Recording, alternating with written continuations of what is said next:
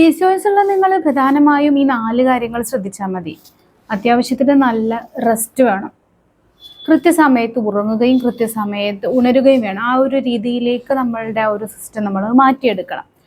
അതുപോലെ തന്നെയാണ് നമ്മൾ എക്സസൈസ് ചെയ്യണം. പക്ഷെ ഒരിക്കലും ഇൻറ്റൻസ് ആയിട്ടുള്ള ഭയങ്കര കഠിനമായിട്ടുള്ള എക്സസൈസുകൾ ഒരിക്കലും ചെയ്യരുത്. അത് കൂടുതൽ ബുദ്ധിമുട്ടുകൾ സൃഷ്ടിക്കാൻ ഇടയാവും എന്ന് നമ്മൾ മനസ്സിലാക്കണം.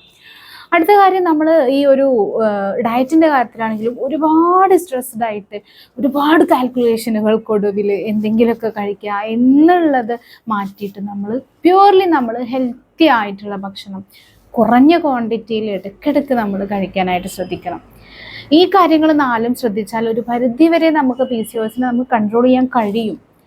പിന്നെ നമുക്ക് മെഡിക്കേഷൻ ആവശ്യമുണ്ട്, അല്ലെങ്കിൽ ഈ PCOS കൂടിക്കഴിഞ്ഞിട്ട് ഇതുകൊണ്ട് ഇൻഫെർട്ടിലിറ്റി പോലുള്ള ബുദ്ധിമുട്ടുകൾ വരികയാണെങ്കിൽ അതിന് വേണ്ട ട്രീറ്റ്മെൻറ്റ് എടുക്കുക എന്നല്ലാതെ നമ്മൾ ഭയങ്കര സ്ട്രെസ്ഡ് ആയിട്ട് നമ്മുടെ ലൈഫ് സ്റ്റൈലിനെ മോഡിഫൈ ചെയ്യാൻ നമ്മൾ ശ്രമിക്കരുത്.